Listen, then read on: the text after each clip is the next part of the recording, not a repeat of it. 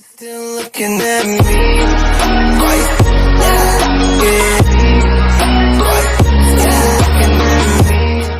What's up, guys? It's the Multitasker, and welcome back again to another reaction. I have another request from Shadow, and he wants me to react to a title known as 7 Wrestlers Who Were Murdered.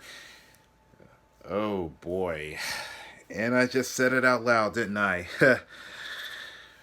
Oh, I get the feeling that shit's about to get pretty dark and nasty, so I hope that my brain can handle this and without having nightmares, or that goes to my stomach as well. So let's move on from here and just get through this. And just for the record, I don't own this video. This is actually from whatculture.com, and let's go from there.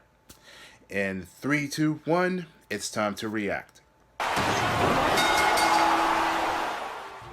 Oh, this is going to be a fun list, isn't it? Ah, well, let's face it, some things are just inherently dark, and the subject of murder has indeed crossed paths with wrestling several times over the years. Careers cut short, families left abandoned, and the ugly act of taking another person's life on display. So let's plow through and look at these horrible cases as respectfully as we can. With this in mind, I'm Jules for whatculture.com, and these are 7 wrestlers who were murdered. But before we begin, don't forget to subscribe to stay notified. Ding, ding, done.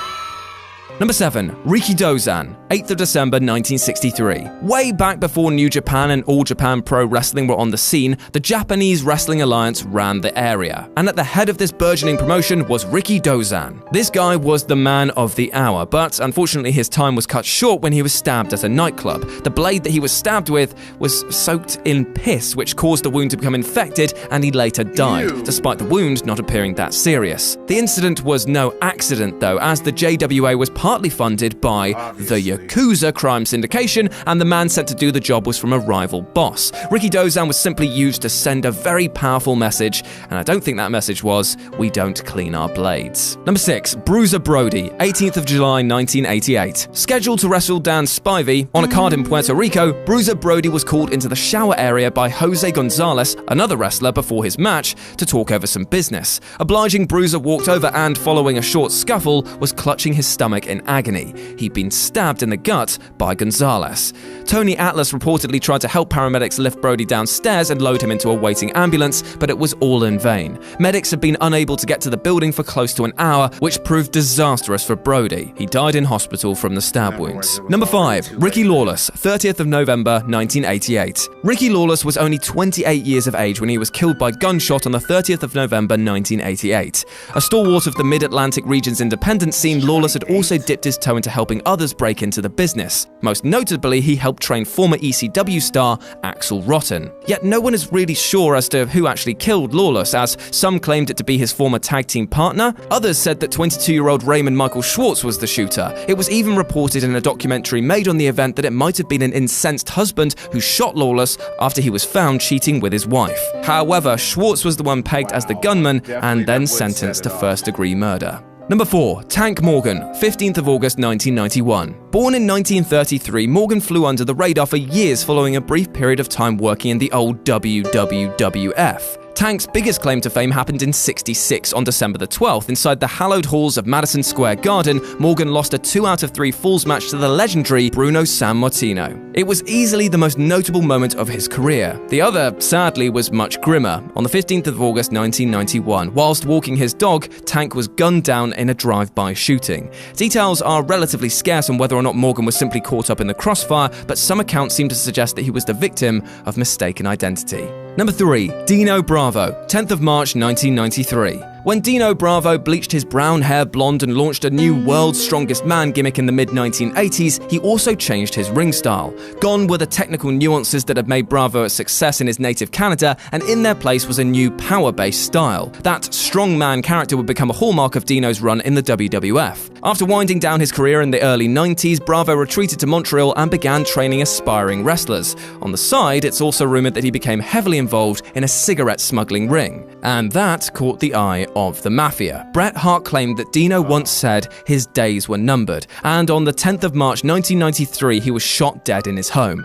Regardless of all the allegations though, the murder remains unsolved. Number 2. Chris Adams, 7th of October 2001. After Chris Adams' short-term girlfriend was found dead following a drug/alcohol overdose in 2000, he was indicted on a manslaughter charge. Adams had actually passed out too, but he survived the overdose and had to wait out to find if the courts considered him guilty. He'd actually never find out the jury's verdict. Engaging in a heated and drunken argument with friend Brent Parnell on the 7th of October 2001, Adams was shot in the chest and died shortly afterwards. Parnell was acquitted of all charges when he claimed that the gun shot had happened through self-defense. This was a tragic end to the life of a man who once helped train Steve Austin. And number 1, La Parquita and Espectrito II. 35-year-old Alberto Perez Jimenez and his twin brother Alejandro would ultimately regret inviting 2 prostitutes back to their hotel on the 29th of June 2009 following a show. Both going by the names of La Parquita and Espectrito II respectively were established Mexican mini-stars in the AAA, yet became the victim of a spike attempt gone wrong. One of the prostitutes, allegedly from a group of women experienced in knocking out and robbing men, administered a lethal dose of drugs to both siblings. News reports suggested that the same dose wouldn't have proved fatal to people of a larger stature. Unfortunately, both wrestlers died and were later found by hotel cleaners. Hey guys, thanks for watching the video. Don't forget to subscribe below, and if you're looking for more content like this, then try a few things that are floating about around my ears. It might be fun. I can't promise it though, but it might be.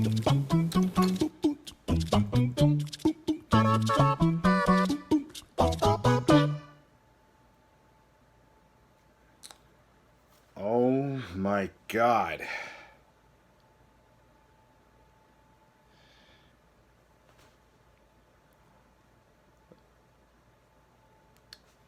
Yeah, it's cool to be as a professional wrestler, but getting in the crosshairs with, with mafia or rival gang or prostitutes that would slip up a drug and try to kill you and try to take your shit. That's something that not a good idea. And talk about holding a grudge from your former tag team partner. That is something that would set it off and goes a little out of hand when you kill your former partner, your friend, and just out of jealousy or a blind rage, or the fact you slept your friend's wife. Yeah, that would be a dangerous territory there.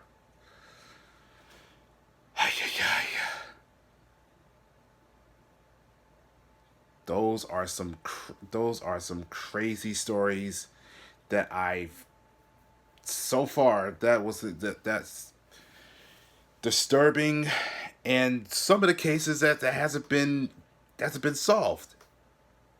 That's ridiculous. But then again, things happens, whether it's from the 70s, the 80s, or the 60s. It's just disturbing. And Shadow, you ain't wrong. Some of them are just that flat out brutal. Shit almighty. Whew. I think I think I'm gonna call it a night for right now.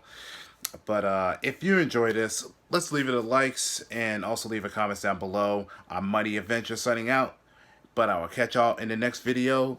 And if you're new to this channel, just click that little bell and you get a notification for yours truly for reaction, gaming, music, streaming, and anime. And also, don't forget to give support to the woke culture as well. So, good night.